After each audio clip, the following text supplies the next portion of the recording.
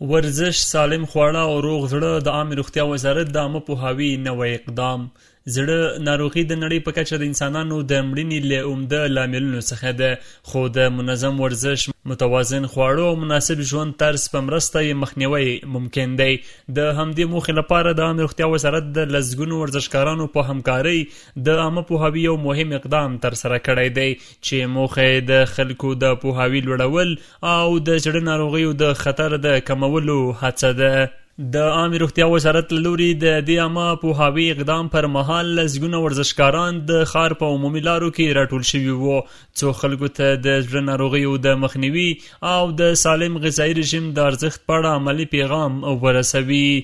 هدف ما از تجلیل این برنامه آگاهی عامه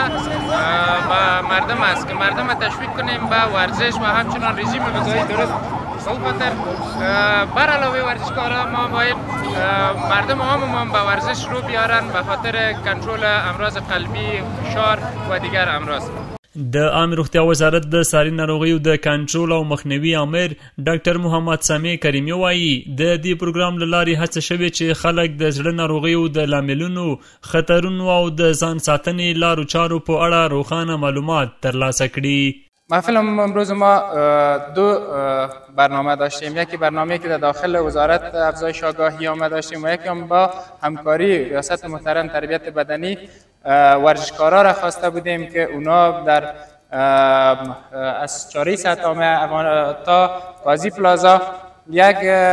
برنامه ورزشی را برانداخته بودند که افراد و هموطنای ما تشویق شوند به